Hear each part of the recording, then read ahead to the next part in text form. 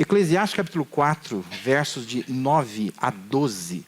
Eu quero convidar você a observar como está na sua Bíblia. Eu não sei que versão que você tem.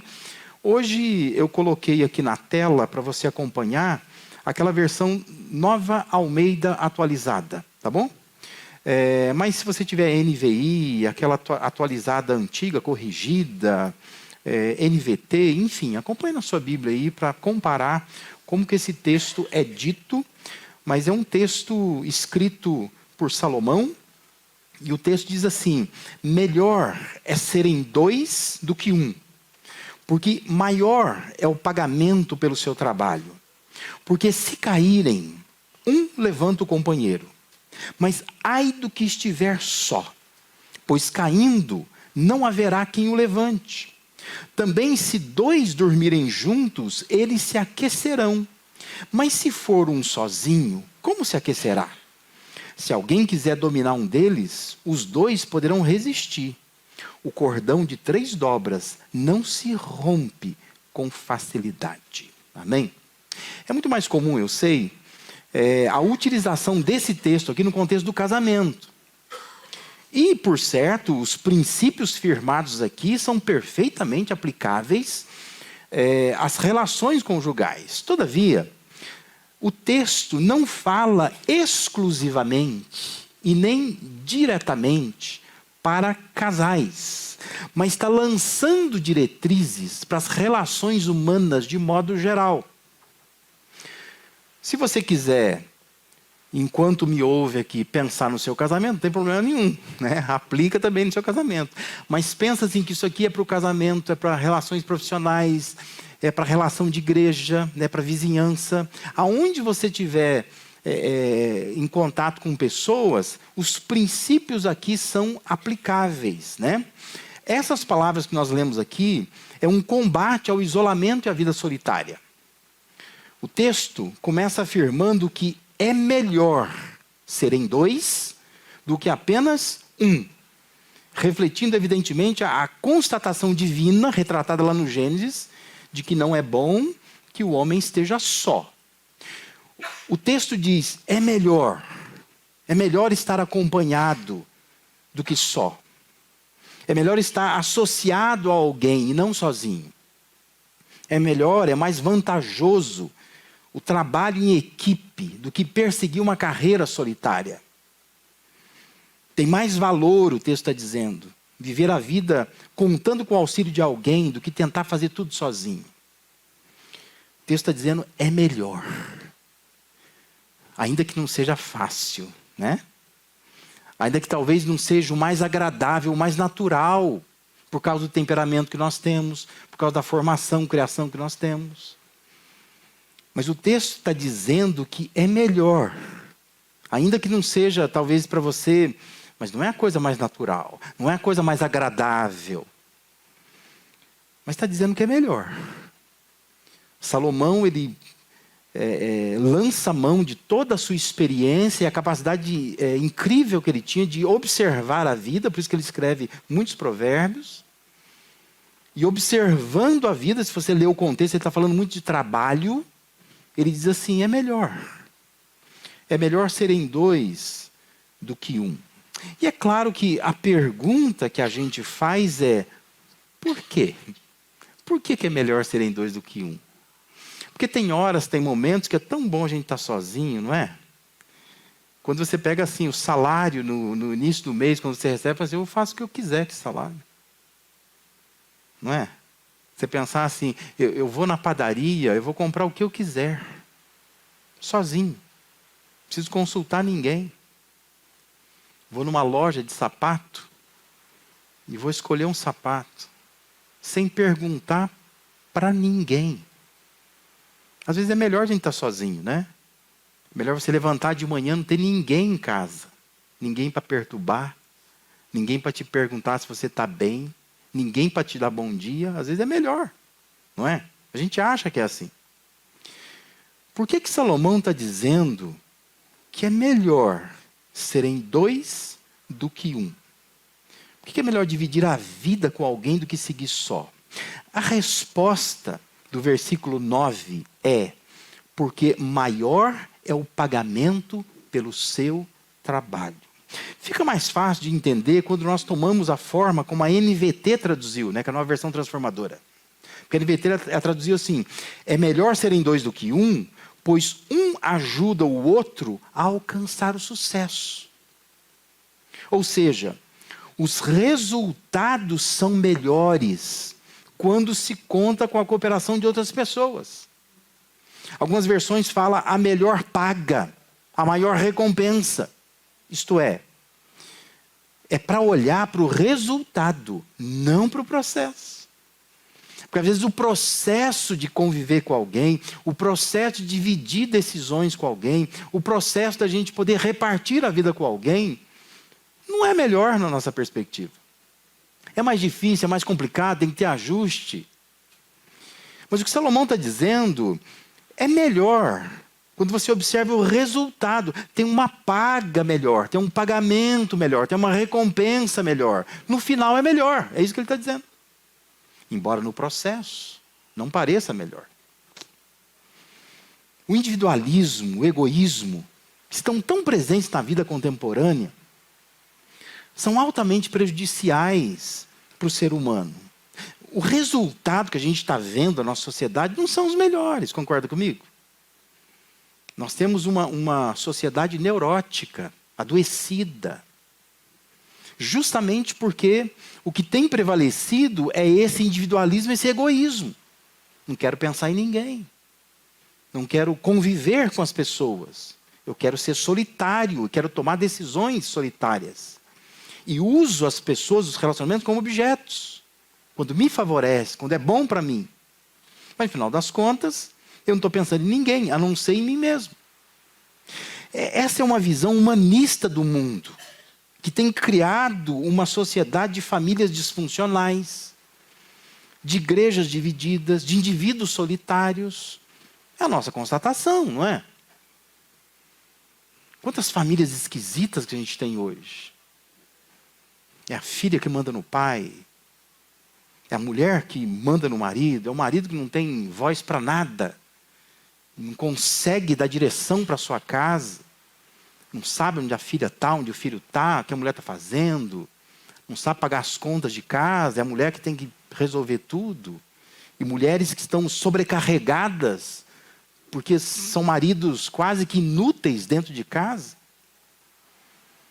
Para muitas mulheres, o marido é uma espécie de um boi reprodutor, né? Porque o sujeito só fez os filhos. Mas ele não faz parte da configuração da família. Temos igrejas divididas, temos indivíduos solitários, pessoas estranhas, né? Que não quer contato com ninguém, não quer conviver com ninguém. Quem aqui é gerente, supervisor, contrata pessoas, sabe disso, a dificuldade que se tem hoje de contratar pessoas no mercado de trabalho. As pessoas não param mais no trabalho, porque e geralmente a questão é, elas não conseguem conviver bem com pessoas. Se botar ela na frente de uma máquina, talvez ela viva bem. Pagando bem para isso, ela fica.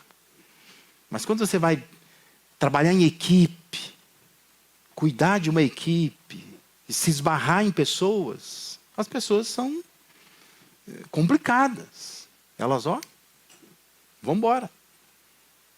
Isso vem reforçar o que estamos nos propondo a meditar nesse mês aqui.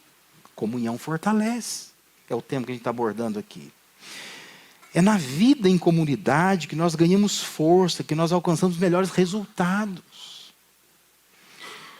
Só para ficar claro, então, a proposta estrutural do texto que nós estamos olhando aqui, de Eclesiastes capítulo 4, o versículo 9 forma um princípio geral.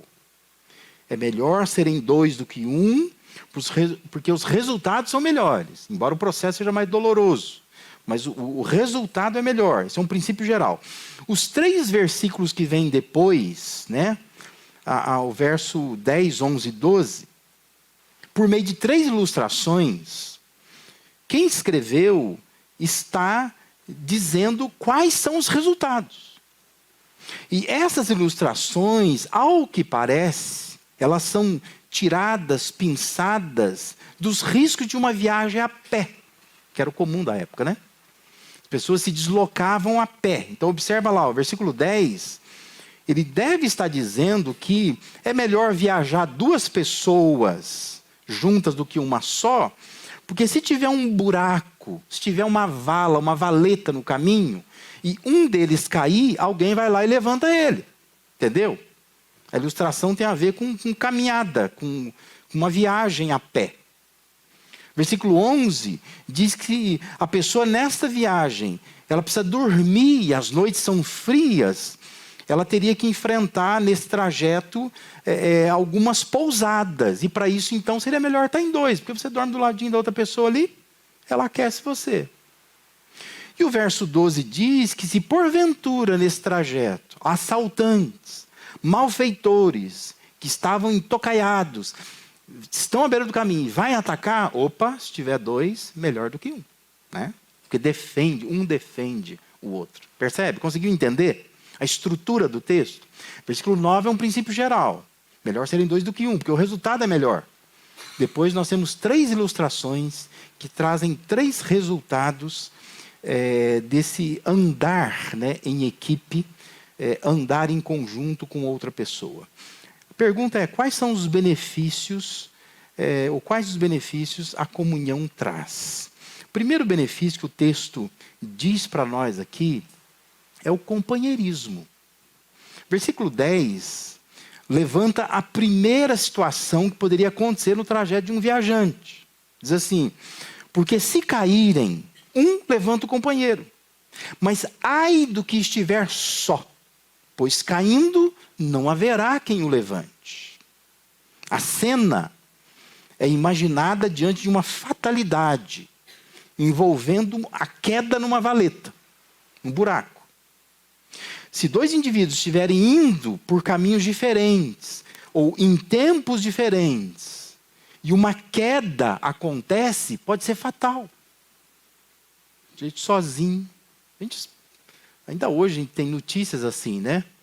O sujeito sozinho no carro, dirigindo sozinho, de repente se envolveu num sono, alguma coisa desse tipo, um acidente, e caiu numa vala lá, quando achou, está morto já, né? Fatal. Poderia ter sido socorrido se tivesse uma companhia, mas não estava sozinho. Essa é a cena imaginada aqui, né? A experiência angustiante de alguém que não tem quem socorrer, uma hora que ele caiu.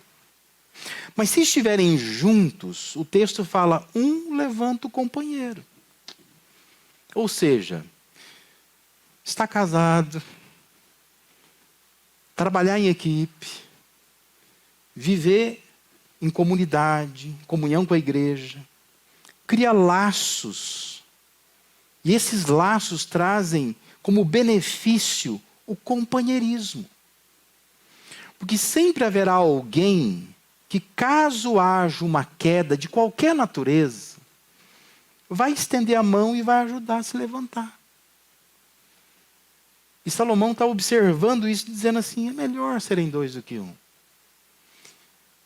Porque um dos resultados é que você tem um companheiro, uma companheira. Você tem alguém que caminha com você. Nós estamos aqui, claro, enfocando, né, a questão da igreja, da comunhão da igreja. Que é importante caminhar como igreja. Porque essa é a proposta de Deus para nós. Deus quer que a gente viva em comunidade. E é melhor ser mais que uma pessoa só. Melhor a gente viver em comunidade. Porque nós vamos encontrar companheirismo nessa comunidade. A Bíblia traz vários exemplos de companheirismo, né? Observa que a Bíblia fala sobre Moisés e o Josué. A Bíblia fala sobre a Noemi e a Ruth. A Bíblia fala sobre o Davi e o Jonatas. A Bíblia fala sobre o Pedro, lá no Novo Testamento, né? O Pedro e o João. O Paulo e o Silas, Paulo e Barnabé. Sempre tem duplas andando aí, né? Curioso é pensar que Jesus, num dado momento, ele separa 70 pessoas e diz assim, olha, eu quero que vocês vão pelas cidades. E Jesus separa 70 de 2 em 2, né? Ele não manda 70, as pessoas isoladas, não, vão em dupla. Melhor ser 2 do que 1. E orienta como que essa dupla deve fazer o trabalho. É a proposta de Deus. Deus quer que a gente viva em comunidade. Esse companheirismo ele pode aparecer de várias formas. Às vezes o companheirismo pode ser uma palavra que alguém te dá, né? É bom estar na igreja. É bom a gente estar aqui. Porque às vezes, quantas vezes alguém me diz, pastor, aquele domingo eu estava tão desanimado, não estava querendo ir na igreja, mas fui arrastado pela mensagem que o senhor mandou. A pessoa me fala assim. Que o senhor falou para mim, pastor, irmão, não falta no culto hoje. Aí eu resolvi ir. Vai que o pastor depois fica chateado comigo. Depois ele começa a mandar mensagem durante a semana. Vai que ele joga uma praga. E a semana não vai ser abençoada. Então é melhor, vamos lá no culto. Mas a pessoa fala assim, pastor, mas eu fui com uma má vontade. Eu já fui pedindo a Deus. Falei, Deus, que não tenha vaga para parar o carro. Que não tenha cadeira para eu sentar. Que eu vou ter uma desculpa boa para voltar para casa e dizer assim, não estou afim de mesmo. Aí a pessoa diz assim, mas eu entrei lá e uma pessoa veio, me deu uma palavra. E aquela palavra que a pessoa me deu, sabe, me viu, eu falei, rapaz, está sentindo sua falta aqui, aquilo me fez tão bem. Companheirismo. Achou um companheiro de caminhada. Às vezes o companheirismo pode vir na forma de um abraço, pode vir na forma de uma oração, de uma atenção oferecida, de uma ajuda que a gente precisa, de um presente que a gente ganha, uma oferta, um consolo que a gente recebe. Importante a comunidade, melhor ser dois do que um. Porque na comunidade nós encontramos companheirismo. O importante é a sensação que a comunidade traz de não estar só, de não viver isoladamente.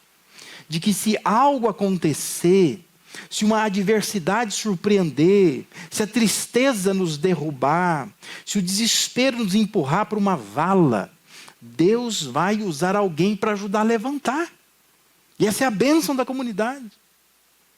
Deus tem alguém que vai me ajudar. Em contrapartida, o texto pondera, mas ai do que estiver só, porque se cair, o texto diz, caído ficará. E não vai ter ninguém para poder ajudar a levantar, que escolheu viver sozinho. Se pensar um pouco, você já deve ter visto algo assim acontecer, seja com você, seja com outra pessoa. Como é triste você vê a pessoa que está completamente sozinha, solitária, não tem ninguém. Tem ninguém por ela, ninguém com ela.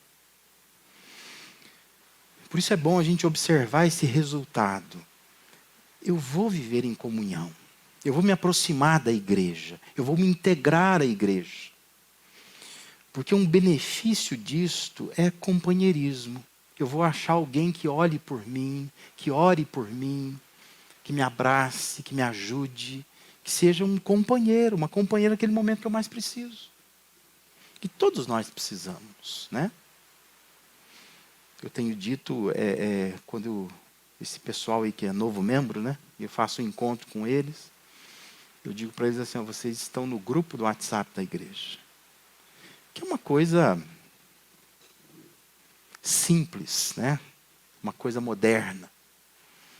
E eu digo assim, é comum, né? Nós temos centenas de pessoas no grupo do WhatsApp da igreja.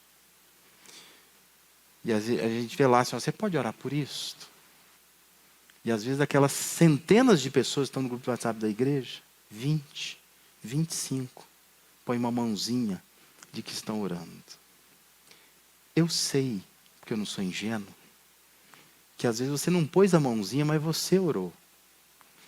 Mas eu sempre digo para esses irmãos, irmãos, pense, se você é um pai, uma mãe, que está com o filho na UTI, você manda uma mensagem dizendo assim, pastor, por favor, peça à igreja para orar por mim. Aquele pai, aquela mãe vai ficar olhando no WhatsApp. E cada mãozinha que surgir ali vai ser um fio de esperança para a pessoa. Que ela vai dizer assim, eu tenho companheiros de oração. Eu estou lutando aqui com uma enfermidade. Eu estou preocupada, mas tem gente orando por mim. Percebe? Não é só um emoji. É o que isso significa para a pessoa que está na hora da luta. Ela perceber que eu tenho companheiros de oração. Pessoas que de fato oram por mim. É a mesma sensação quando a gente não vem ao culto. Quando a gente decide faltar por qualquer coisa. Que a gente não pensa Como pode ser bom para a pessoa se eu estiver lá? Como é importante para ela se eu estiver lá? Sabe que em Moçambique tem algumas questões culturais que são muito interessantes, né? E uma delas é assim, se alguém morrer ali, naquela região onde a pessoa está, é uma desfeita muito grande a pessoa naquele dia trabalhar normal e não for no velório. É uma questão cultural deles. Tem que parar tudo e tem que ir lá. Mas você conhecia? Não, não conhecia. Não sei quem é, mas é do meu bairro. Eles têm um senso de comunidade, até tribal, eu diria, que eles não deixam de ir no velório de alguém. Porque aquilo é extremamente importante. A família enlutada precisa de pessoas presentes ali. É a ideia do companheirismo.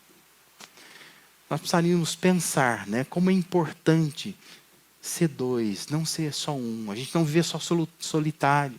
A gente pensar a igreja como um lugar de comunhão, onde eu posso experimentar do companheirismo, onde eu posso oferecer companheirismo. O segundo resultado que o texto traz é a ideia do conforto, né?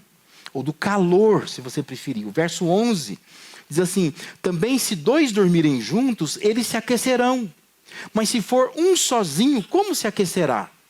A ilustração aqui aponta para a necessidade da proximidade física para aquecer do frio.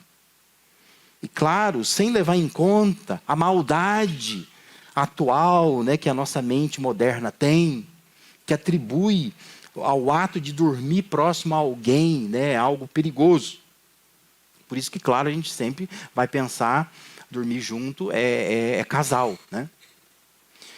Mas o texto tem uma certa inocência nesse sentido. Pensando no contexto da época. Podia ser dois homens, sem nenhum problema. E eles estão viajando juntos. E numa noite fria eles vão dormir bem pertinho do outro. Sem maldade nenhuma. Porque eles vão se aquecer. Né? A nossa mente moderna é muito maldosa nesse sentido. Quando você imagina duas pessoas dormindo juntos só para se aquecer. Né? A gente não concebe isso na nossa mente.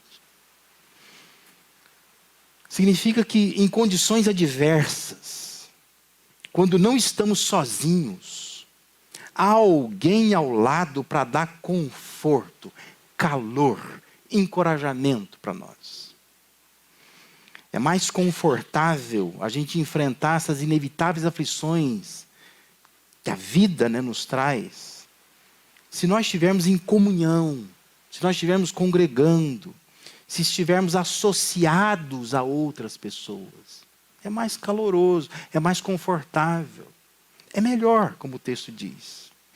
Esse egoísmo, individualismo que marca a nossa sociedade tem relegado as pessoas a uma experiência de vida solitária, cheia de frieza e muita tristeza. São pessoas muito tristes. Por isso que a maioria das pessoas que a gente tem hoje, por onde você for, a maioria está fazendo terapia. E nós temos, na verdade, até uma questão de rede social, onde se diz que tem que fazer terapia. Que todo ser humano que se preze precisa passar por uma terapia. Que nós temos um povo que é completamente doente. E não percebe que a doença tem a ver com o fato de que vive isoladamente. Não compartilha a vida com ninguém. E resolve viver de um jeito que ninguém concorda. Então ela cria o mundo dela, em torno dela, diz assim, assim eu vou viver, assim é confortável para mim. Só que esse conforto não é o conforto que a comunidade traria. E a pessoa fica adoecida. Viver na escuridão de nossa própria visão, ao sabor de nossas próprias decisões morais, não tem nos tornado pessoas saudáveis. A trágica pergunta feita pelo escritor de Eclesiastes é: se for um sozinho, como se aquecerá? Aonde vai achar calor? Como que vai conseguir se aquecer? Porque uma pessoa sozinha não consegue produzir calor. Precisa de outra pessoa com ela. A comunhão nos fortalece porque nos aquece. A comunhão nos enriquece com o conforto, com o calor que sempre vamos precisar em nossa caminhada. Por isso que é importante viver em comunhão. Por isso que a comunhão fortalece. Paulo, quando ele escreve a Timóteo, ele testemunha a sua experiência. Quando você pega o texto lá de 2 Timóteo 1, 16 a 18, Paulo diz assim: o Senhor conceda misericórdia à casa de Onesíforo. Paulo diz assim: porque muitas vezes ele me reanimou e não se envergonhou por eu estar preso. Pelo contrário, quando chegou a Roma, procurou-me diligentemente até me encontrar. Aí Paulo diz assim: conceda-lhe o Senhor que naquele dia encontre misericórdia da parte do Senhor. Ele diz para Timóteo: você sabe muito bem quantos serviços ele me prestou em Éfeso. A forma como Paulo se refere à família de Onesíforo leva a pensar que o Onesíforo de quem ele está falando já havia falecido. Mas Paulo está fazendo memória a um amigo que trouxe conforto, calor. Ele me procurou, ele foi na prisão me visitar, ele me trouxe muito consolo, conforto, um momento de frieza na minha vida. E ele está dizendo assim para Timóteo: eu estou orando, pedindo a Deus misericórdia pela família dele, porque ele já morreu, mas eu nunca vou esquecer o que ele fez por mim, o calor, o conforto que ele me trouxe. É o poder da comunidade. Paulo está dizendo que o que Onesíforo fez pela vida dele o tornou inesquecível na vida dele. Era alguém que fazia diferença na sua vida. Certamente Paulo diria: é melhor viver em comunhão com a igreja do que isolado numa prisão. É melhor. Porque isso traz resultados, e um dos resultados é o conforto que nós recebemos nesta vida de comunidade. E um terceiro resultado que a gente observa no texto aqui é o cuidado. O verso 12, então, diz assim: se alguém quiser dominar um deles, os dois poderão resistir. Aí termina dizendo assim: o cordão de 3 dobras não se rompe com facilidade. Pensando em pessoas viajando a pé, o ataque de malfeitores poderia ser melhor enfrentado por 2 pessoas do que por uma só.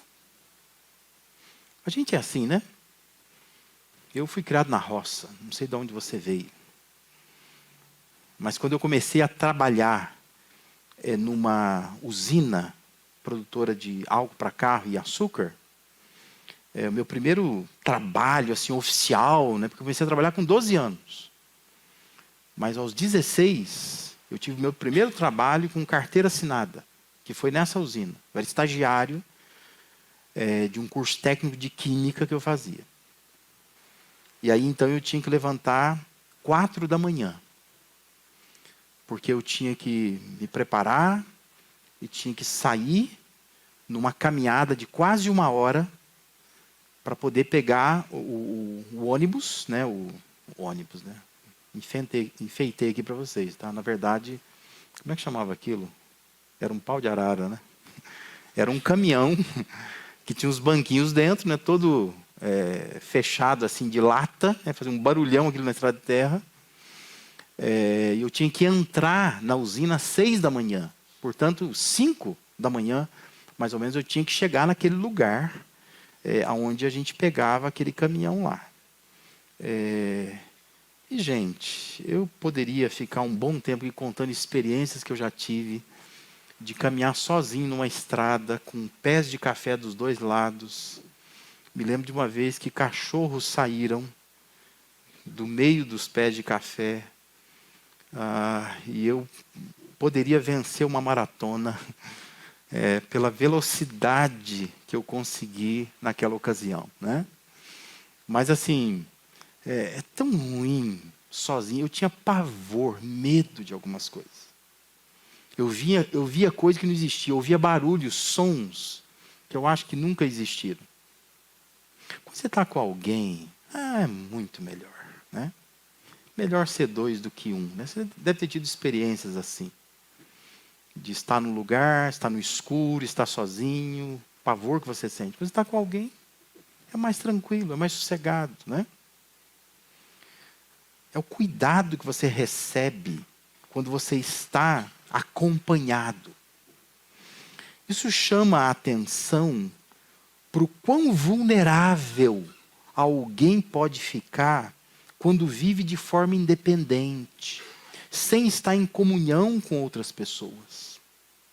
Comunhão nos fortalece porque nos protege, tendo em vista que, ao manter esses laços com a igreja, nós recebemos cuidado, nós não ficamos sozinhos. Há uma resistência maior quando nós decidimos nos refugiar junto ao povo de Deus, o povo que Deus tem separado nesta terra aqui. Sabe que o Ray Kroc, né, que ele faleceu em 1984, ele foi um empreendedor norte-americano que transformou um pequeno restaurante familiar numa das maiores redes de fast food do mundo, que a gente tem aqui, inclusive, chamada McDonald's. O Ray Kroc é quem começou o McDonald's. Mas tem uma frase dele que diz assim: nenhum de nós é tão bom quanto todos nós juntos. Ninguém é tão bom quanto todo mundo junto. Se vivermos sinceramente em comunidade, especialmente zelando por ser uma igreja saudável, experimentando esse cuidado mútuo de uns para com os outros, facilmente nós vamos perceber que nenhum de nós é tão bom quanto todos nós juntos. Importância de estar junto. Existe uma força coletiva que nos protege de ataques e seria fundamental a nossa compreensão disso. Especialmente os pais, que não estão usufruindo dessa graciosa proteção que Deus tem, privando muitas vezes os filhos de estar na igreja. Crianças que querem estar na igreja, adolescentes que querem estar na igreja. E o pai e a mãe arrumando qualquer dor de cabeça para não estar na igreja. E seria uma proteção. Seria algo assim que essas crianças e adolescentes estariam mais perto de uma comunidade, se identificaria com o grupo, cresceria nesse meio. E iria aliviar a vida de pais no futuro. Mas são pais e mães que estão desprezando o benefício do cuidado. Estão tentando cuidar dos filhos sozinhos. E vão sofrer. Vão sofrer. E vão se lembrar do que eu estou dizendo aqui. Eu poderia ter deixado meu filho mais presente na igreja. Eu deveria ter vencido aquela chuva. Eu deveria estar na igreja com os meus filhos. Eu deveria ter parado com essa mania que se tem de ir na igreja de vez em quando. E resolver todo domingo, porque é só no domingo que a gente vai. E botar os meus filhos expostos ao evangelho. E não deixá-los expostos às telas de celulares, às telas de TV, aos computadores e à escola que muitas vezes está doutrinando os nossos filhos. Não despreze o benefício do cuidado. O texto termina afirmando que o padrão de 2, melhor que 1, pode ser expandido por 3, ou para 3. A maneira como a NVT traduziu nos ajuda nessa compreensão. Veja só, até transcrevi o texto para você acompanhar. A NVT, ela traduziu assim, ó, sozinha, a pessoa corre o risco de ser atacada e vencida. Mas 2 pessoas juntas podem se defender melhor. Se houver 3, melhor ainda. Pois uma corda trançada com 3 fios não arrebenta facilmente. Meu encorajamento para você é: não caminhe sozinho. Se você tiver só uma pessoa com você, que bom será não caminhar sozinho. Mas se você puder expandir isso para 3, para 4, para 5, vivendo em comunidade, o texto está dizendo que isto é melhor. Talvez não seja mais fácil, talvez não seja mais agradável, talvez não seja o mais natural para nós. Mas o texto diz, é melhor. É bem melhor. O processo talvez não seja melhor, mas o resultado, você vai ver, é melhor. Viver em comunidade é melhor. Veja esses benefícios da comunhão, né? Você pode ter companheirismo, você pode ter conforto, você pode ter cuidado. Olha quanta coisa boa a gente pode encontrar numa igreja, num relacionamento, na convivência com pessoas. Presta atenção, a vida cristã não foi feita para ser vivida só. Deus te salva individualmente. Mas Deus não quer que você caminhe solitário. Deus nos põe em comunidade. Pois Israel, como povo, nos coloca como igreja. Queria terminar deixando para você pensar essa frase do John Wesley. John Wesley foi o líder precursor do movimento metodista. E ele dizia, não há cristianismo solitário. Não há. Se você realmente está no cristianismo, você não está sozinho. Você precisa usufruir dos benefícios da comunidade. Você vai encontrar companheiros, você vai ser companheiro. Você vai receber conforto, vai dar conforto. Você vai receber cuidado e vai dar cuidado também. E é uma bênção a gente poder fazer parte de uma igreja que tem prezado por isso. E você precisa cooperar com isso. Qualquer atividade, qualquer situação que a gente passar, vamos pensar, vamos estar juntos. Melhor dois do que um. Qualquer decisão que você tem que tomar, consulte, pergunte, compartilhe. Porque assim nós seremos companheiros, assim nós vamos oferecer conforto, assim a gente vai ter cuidado de um para com os outros. Amém?